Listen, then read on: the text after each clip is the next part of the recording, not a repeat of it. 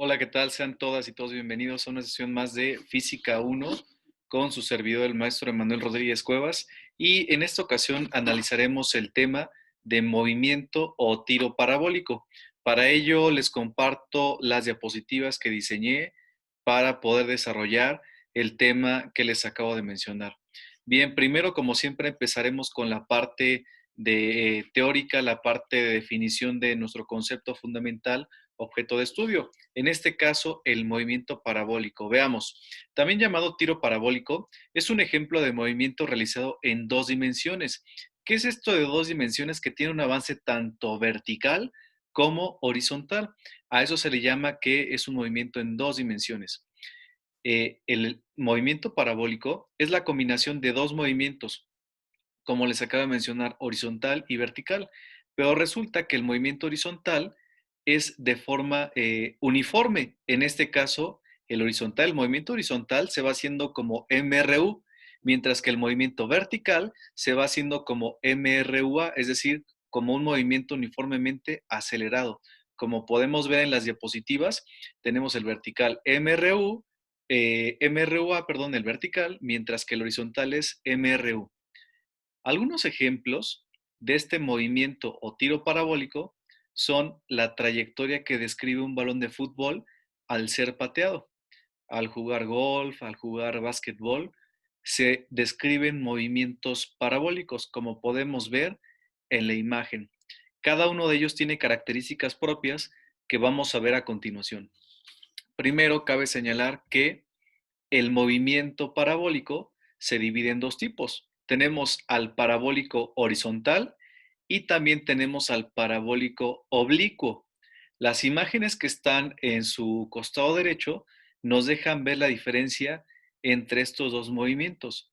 El parabólico horizontal tiene la característica o la particularidad de que va a describir, como el nombre lo dice, una parábola, pero va a ser una parábola completamente, digámoslo así, hacia abajo. Lo vamos a definir a continuación. Mientras que el parabólico oblicuo va a realizar una trayectoria en un cierto ángulo en función de la velocidad con la cual se inicie este movimiento o tiro parabólico. Veamos entonces, parabólico horizontal, el primero de los dos. Se caracteriza por la trayectoria o camino curvo que sigue un objeto al ser lanzado horizontalmente al vacío. Esa es la clave de este movimiento, cuando un objeto es lanzado horizontalmente al vacío. Ejemplo, si estuviéramos en la escuela y subimos a la planta de arriba, a los salones de arriba de licenciatura, y desde la parte de arriba lanzamos un objeto, una piedra, etcétera, realizaré un movimiento parabólico porque lo que estamos es lanzando de arriba y obviamente por la gravedad va a caer, pero va a caer realizando una parábola. Ese sería un movimiento parabólico horizontal. Y les decía que es resultado de dos movimientos independientes. Un horizontal de velocidad constante y otro vertical que inicia con velocidad cero, pero que su velocidad va aumentando conforme desciende. Es decir, conforme va cayendo, su velocidad va a ir en aumento. Ese es el tiro parabólico horizontal. Pueden observar la imagen. Cada segundo que va pasando, observemos que en la parte izquierda tenemos a los segundos. Nos va diciendo al primer segundo, segundo 2, segundo 3, segundo 4. Ejemplo, en el segundo 1, el objeto ya recorrió 15 metros horizontales y verticales, es decir, en caída, ha recorrido 4.9. Mientras que a los 2 segundos, el objeto de forma horizontal ya recorrió 30, pero de forma vertical, es decir, en caída, 19.6. De forma horizontal en el segundo 3, 45 metros, mientras que de forma vertical 44.1. Y en el segundo 4, observemos, el objeto ya recorrió 60 metros, pero horizontales, mientras que verticales habrá recorrido 78.4 metros. Este es un ejemplo del movimiento parabólico, pero parabólico horizontal. Algunas fórmulas que se utilizan son, observemos, se puede calcular tres cosas fundamentales, que son el tiempo en caer, la velocidad a la que viaja el objeto en un segundo determinado y la distancia a la que cayó el objeto. Y para ello tenemos tres fórmulas diferentes. Tiempo en caer es igual a la raíz cuadrada de 2 por altura sobre gravedad. La velocidad en un segundo determinado es igual a gravedad por tiempo. Y la distancia horizontal es igual a la velocidad horizontal por el tiempo. Aquí tenemos en la parte inferior a todas las variables que intervienen en dichas expresiones y las unidades en las que se pueden medir. Recordemos que tenemos tiempo en llegar al suelo, altura, gravedad, velocidad, tiempo, distancia horizontal y velocidad horizontal. Son tres fórmulas, tres resultados que podemos conocer. Bien, tomando en cuenta lo anterior, las fórmulas que les acabo de presentar, les dejo un ejercicio para que lo hagan como lo hemos venido haciendo los demás ejercicios. Lo que vamos a hacer es tomar los datos, eh, tomar las fórmulas necesarias, en este caso las tres que les acabo de presentar, sustituir y encontrar el resultado. La verdad es que las operaciones son muy sencillas porque no se está haciendo más que multiplicar, en su caso dividir, y con ello ya podemos encontrar los resultados. Entonces, hagan este ejercicio, lo van a incluir por favor en su actividad y el ejercicio dice así. Se lanza una piedra horizontalmente al vacío con una velocidad de 25 metros sobre segundo, desde una altura de 60 metros. Calcular, inciso A, el tiempo que tarda en llegar al suelo. Inciso B, la velocidad que lleva a los 2 segundos. Inciso C, la distancia horizontal a la que cae la piedra. De hecho, si se dan cuenta, hasta les estoy dejando aquí justamente los datos. Me está diciendo que en la parte superior está saliendo con una velocidad de 25 metros sobre segundo desde una altura de 60 metros. Ahí ya tengo algunos datos. ¿Qué otro dato me va a faltar? La gravedad. Pero yo sé que la gravedad es una constante que vale 9.8 metros sobre segundos al cuadrado. También lo voy a poner en mi columna de datos.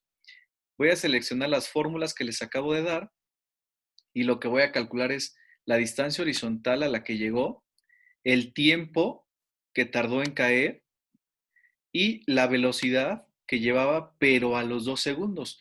No al final la velocidad con la que se impacta en el suelo, sino la velocidad que llevaba a los 2 segundos desde que fue lanzado. Para ello voy a utilizar las fórmulas que, insisto, les acabo de presentar. Pero para que tengan todavía más idea de si lo están haciendo bien o no, lo que sí les voy a compartir son los resultados. Recordemos que en el inciso A, el resultado se los comparto es de 3.5 segundos. En el inciso B es de menos 19.6 metros sobre segundo. ¿Por qué da un resultado negativo? Porque recordemos, lo vimos en los movimientos anteriores, la gravedad va a tener un resultado negativo, es de menos 9.81 metros sobre segundos al cuadrado. Les comentaba que para fines prácticos, muchas veces se tiende a considerar a la gravedad como positiva, pero realmente la gravedad es un movimiento que nos jala a todos los objetos hacia el centro de la Tierra. Realmente es un movimiento negativo. Entonces, de ahí el signo. Y en el inciso C, el resultado es de 87.5 metros. ¿Ok? Este es el primer ejercicio para revisión que van a incluir a su apunte, por favor. El segundo movimiento de los parabólicos es el parabólico oblicuo. Se caracteriza por la trayectoria o camino curvo que sigue un objeto cuando es lanzado con una velocidad inicial que forma un ángulo con el eje horizontal. ¿Cómo es esto? Bueno, observemos. La primera imagen está una jugadora de golf y está pegándole a una pelota. Y en este parabólico oblicuo se pueden dar pues todos los diferentes ángulos que conocemos. Entonces, cabe señalar que aquí el máximo a avance horizontal se va a dar con un ángulo de 45 grados, como podemos observar en la imagen. Siempre que hagamos un lanzamiento de este tipo a 45 grados, vamos a tener el máximo alcance horizontal, mientras que el máximo alcance vertical va a ser con un ángulo, como se aprecia en la imagen, de 75 grados. Lo mismo va a ser en su defecto con el ángulo de 15 grados, el que va a tener la menor elongación, es decir, el más, si me permiten la expresión, el más corto hablando de forma vertical. Mientras que para la segunda imagen tenemos entonces qué es lo que vamos a estar midiendo para el parabólico oblicuo. Primero, nos van a estar dando, nos tienen que dar o tenemos que medir pues un ángulo. Observemos, aquí me están dando ya un ángulo, que es un ángulo de 30 grados. Quiere decir que este movimiento parabólico oblicuo está saliendo con un ángulo de 30 grados a una velocidad, observen, nos está dando de 80 metros sobre segundo. ¿Qué es lo que voy a poder calcular aquí?